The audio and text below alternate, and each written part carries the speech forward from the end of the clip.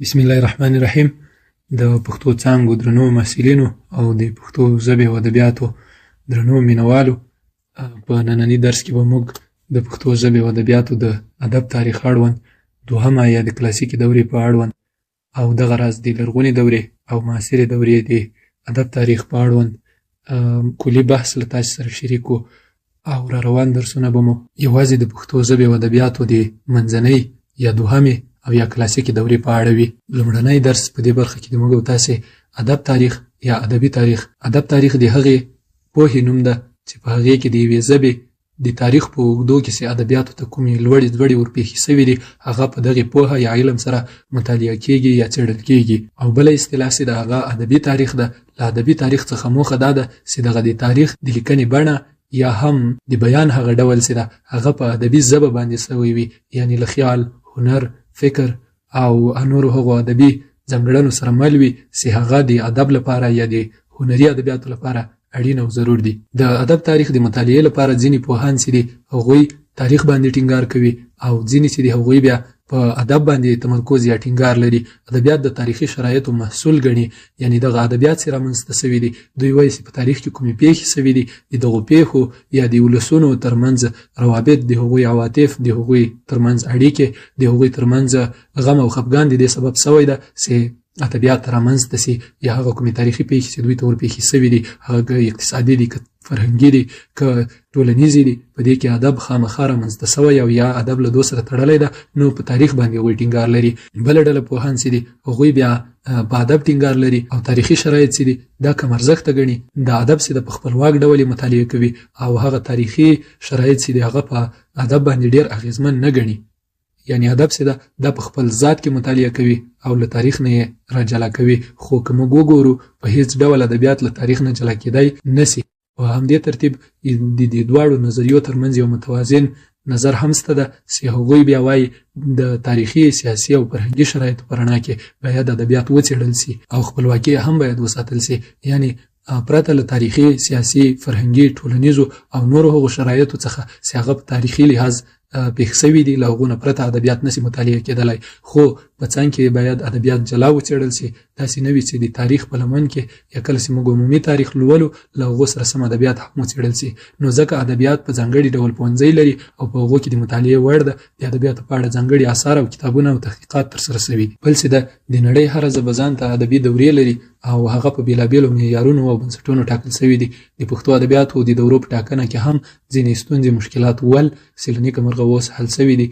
هغه دورې چې په د ادب تاریخ لپاره ټاکل سوي دي په دغه ډول بیانېږي چې لومړی د نامتو لیکوالو او شاعرانو په بنیاد ټاکل سوي دي، لکه په غربي ادبیاتو کې د شکسپیر مثال موږ ورکولی شو چې وایي د ملټون د دورې ادبیات، د شکسپیر د دورې ادبیات، او بل چې هغه د پیړیو په ترتیب دي د لومړیو پیړیو، د رنسانس د پیړیو او یا هم د تیارو د دورو ادبیات ګڼل کېږي.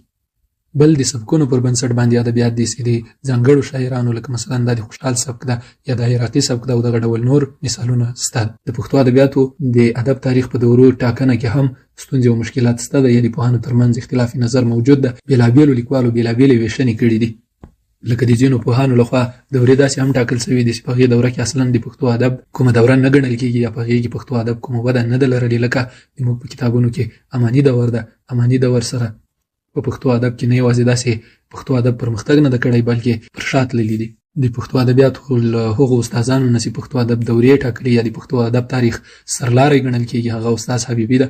پوهاند استاد حبیبي لومړۍ دوره له اسلام څخه مخکې ټاکلې ده چې هغه کله تر هغه ټیمه پورې چې زموږ هېواد ته اسلام نه و راغلی ده د پښتو ادب لومړۍ دوره ګڼلې ده. بله دوره د اسلام له راتګ نه بیا تر 1000 هجري قمري کاله پورې ټاکي. دریمه دوره له 1000 هجري قمري کال نه راواخله بیا تر 1400 هجري قمري کاله پورې، او وروستۍ دوره یا څلورمه دوره چې ده هغه له 1400 هجري قمري کال نه بیا تر ننه پورې د ټاکلې ده یا د پښتو ادبیاتو لپاره یې دغه ویش کړی ده چې دا ویش د سنو، پیړیو او کلونو په بنسټ سوی ده. د استاد حبیبي په ویشنه باندې یا د ادبي دورو په ټاکنه باندې استاد روحي نقد کړی، استاد محمد صدیق روحي د استاد حبیبي د ادب تاریخ د دورو په ویش باندې نقد کړی ده. هغه وایي چې د قدماو لاره یا طریقه یې نیولې ده یعنی څنګه چې په غربي ادب کې دغه دورې ټاکل شوې دي استاد حبیبي هم هغه لار نیولې ده. بل نظر یې دا ده چې ژبپوهنه او متلونه یې هم په ادب کې مطالعه کړي. په داسې حال کې چې ادبیات په دوه برخو کې په ژبپوهنه او ادبپوهنه کې مطالعه کېږي نو ژبپوهنه ځان ته یوه برخه ده او متلونه چې دي دا بیا د فولکلور برخه ده چې دا باید په فولکلور پوهنه کې مطالعه سي یا په فرهنګ سره کلکې اړیکې لري. بل استاد روحي وایي چې استاد حبیبي دغه د پښتو ادب لومړی دوره دا هم په ادبي دورو کې راوستې ده. په داسې حال کې چې د پښتو ادب د اسلام له مخکې دور کې موږ کوم محسوس شی چې هغه اوس د موږ په لاس کې وي په معنا او مفهوم یې موږ وپوهېږو هغه په لاس کې نه لرو نو ځکه یې دا ادبي دورونه ښکلې ده. بل محترم استاد نور محمد غمجن ده چې د پښتو ادبیاتو د ادبي ټوټو په اړه یې ولیکنه کړې ده او د پښتو ادب تاریخ لپاره یې خپله لار ټاکلې ده. دی د اسلام له پیل نه بیا تر 950 هجري قمري کال پورې لومړی دوره ګڼي. له 950 نه تر 1200 هجري قمري کال یا روښانیونو حضرت ځان ته دوره ګڼي. د انګریزانو د حملې دوره بیا بېله دوره ګڼي او دغه راز معاصره دوره له 1450 کال څخه وروسته حسابوي. بل استاد پوهاند صدیق الله رښتین ده د ادب تاریخ د دورو ټاکنې لپاره خپل ترتیب لري. له 100 هجري قمري کال نه تر 1000 هجري قمري کال پورې دا لومړی دوره ګڼي. له 1000 تر 1100 پورې دوهمه دوره. له 1100 تر 1250 هجري قمري کال پورې بل ادبي دوره ګڼي او څلورمه دوره له 1250 نه تر 1450 هجري قمري په کال پورې حسابوي او وروستی یا معاصره دوره چې ده دا له 1450 هجري قمري کال نه راواخله بیا تر اوسه پورې ټاکي. دغه راز د پښتو ادب لپاره ځینې نورې ویشنې هم شوي دي لکه لومړی ویشنه په 3 پړاوونو کې لومړی دوره د شفاهي ادب ګڼي. د دې دورې کمزوري په دې کې ده چې شفاهي ادب لپاره موږ دورې نسو ټاکلی بلکې دا شفاهي ادب له پیل نه را روان ده بیا تر ننه پورې او ترمنځ کوم خاص ټکي نسته چې موږ د دې لپاره د دورو ویشنه وکړو. بل د خوشحال کتبي ادب ده یعنی پښتو ادب له دې نه وړاندې کوم لیکلي اثار نه لرل چې دغه ټکی د دې نظر لپاره یا د دغې دورې د ټاکنې لپاره د کمزورۍ ټکی ده ځکه چې په پښتو ادب کې له خوشحال نه وړاندې هم لیکنې شته موږ ته یې اثار را پاتې دي. بل هم د معاصر ادب دوره ټاکي له خوشحال نه وروسته د خوشحال په فکر ډېرې لیکنې شوي دي یا موږ د خوشحال او معاصر ادب ترمنځ ځینې نور ډېر ادبیات لرو چې هغه بیل سبکونه لري بیلې لارې چارې لري.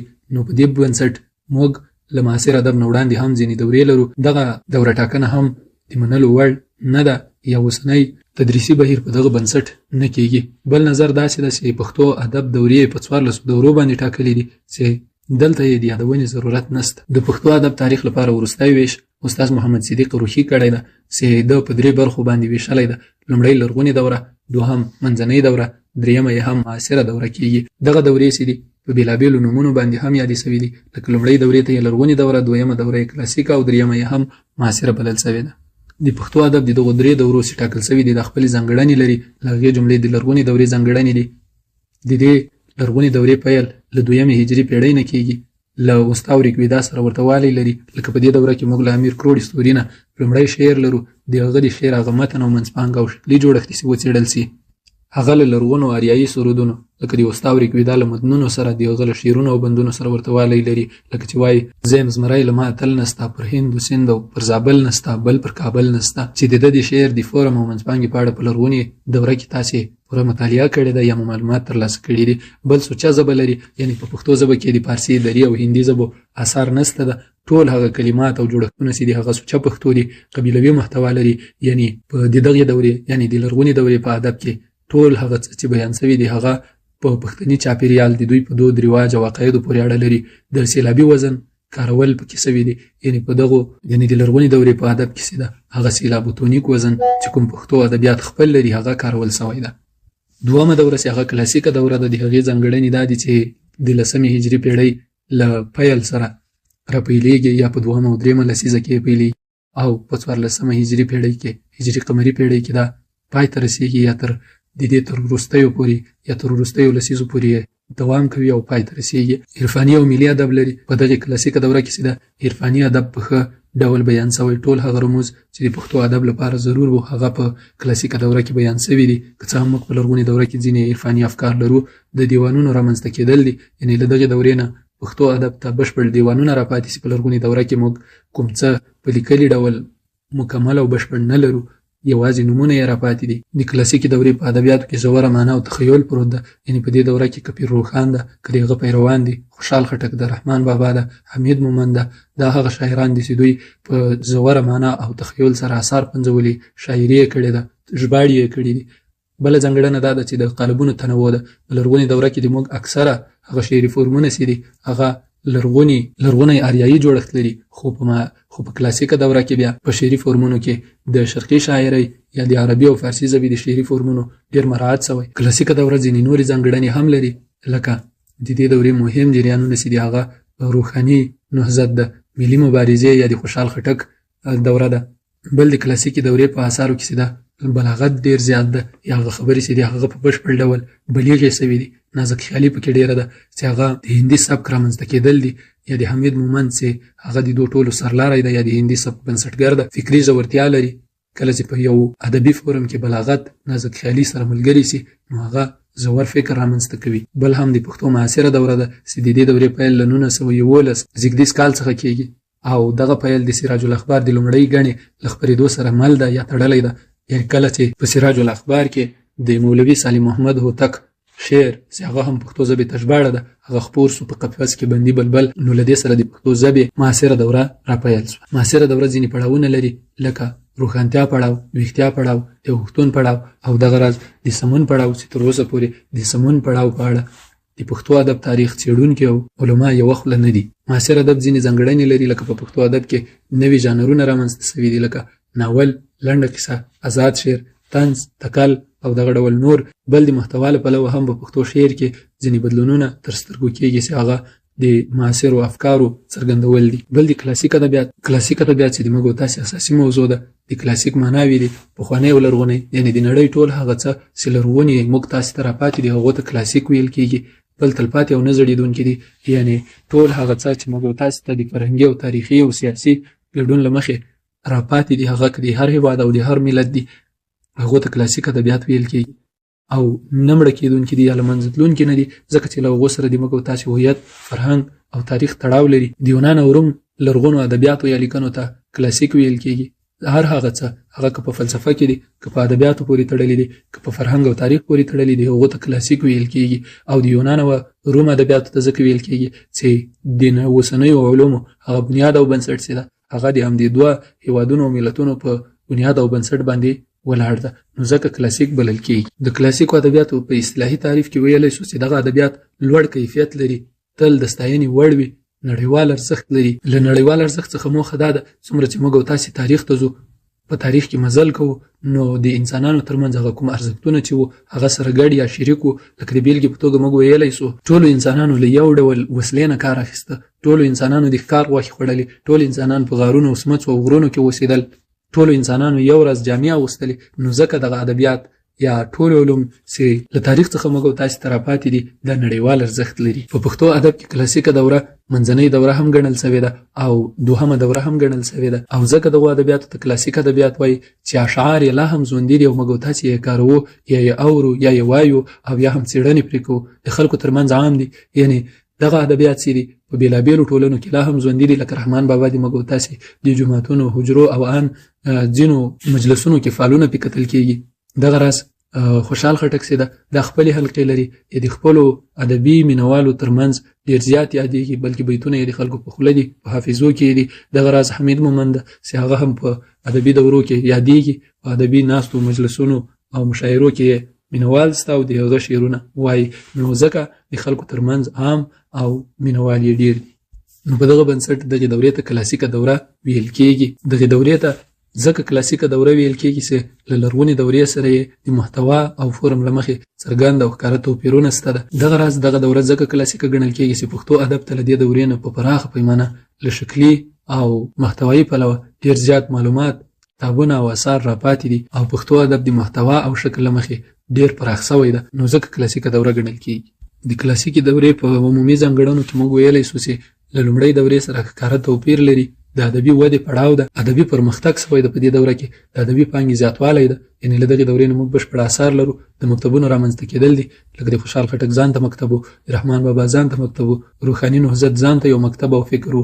دغه راز حمید مومند ځان ته ځانګړی مکتب درلوده، احمد شاهي دور ځان ته مکتب و، او هوتکي دور بیا ځان ته خپل خصوصیات او ځانګړنې لري چې ټول ډېرې غوره او لوړه ځانګړنې لري. بل په پښتو ژبه او ادب باندې د عربي، فارسي او هندي ژبو اغیزې د هغوی د فرهنګ اغیزې، د هغوی د راکړې ورکړې او کلماتو اغیز داسې په پښتو ژبه باندې سوی ده، یا په همدغې کلاسیکه دوره کې د دغو ژبو او خلکو او فرهنګونو اغیز په پښتو ادب باندې شروع سوی. د پښتو ادب د کلاسیکې دورې مهم پړاوونه چې دي هغه روحاني او عرفاني نهضت ده، او بل هم ملي او ادبي غورځنګ چې ده د خوشحال خټک دور او یا هم پړاو ده. د پښتو ادب کلاسیکه دوره کې نثر پرمختګ کړی ده، لکه په پښتو ادب کې مسجع نثر رامنځته سوی ده.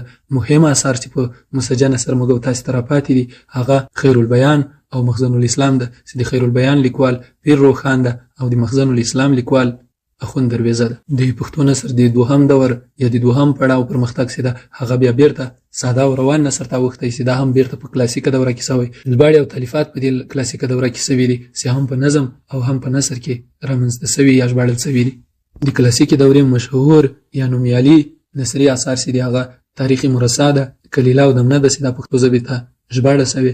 بل پټه خزانه ده چې د پښتو ادب د لرغونې او کلاسیکې دورې ډېر غوره اثر ګڼل کېږي. کلاسیکې دورې بله دوره یا پړاو چې د هغه هوتکي دور ده، زرینه دوره ګڼل کېږي. نثر پکې ښکلی او پرمختللی و، ساده او روان سبک یې درلوده.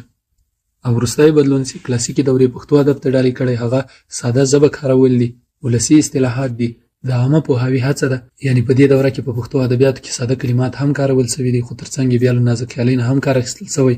ولسي اصطلاحات دي چې هغه څه د موږ او تاسو په ولسونو کې خپاره دي د هغوی په ژبو او کلماتو باندې لیکنې سوي دي، یا هماغه کلمات او اصطلاحات په خپلو لیکنو او اشعارو کې کارول سوي دي. د عامه پوهاوي هڅه ده، یعنې هغه څه چې شاعرانو او لیکوالو که یې ژباړلي، که یې تالیف کړي دي او که یې لیکلي دي، په هغه کې له سادهوالي ته هڅه سوې ده یا له سادهوالي نه کار اخیستل سوی، تر څو دغه لیکنې او اشعار د ټولو لپاره د پوهې وړ وي او دوی پرې وپوهېږي.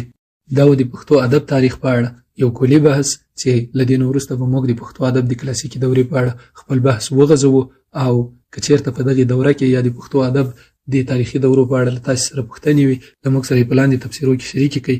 انشاءالله د پښتو ادب تاریخ په چوکاټ کې به تاسو ته علمي او کره جوابونه وړاندې کېږي. الله مو روغ لره، خوشحال اوسئ.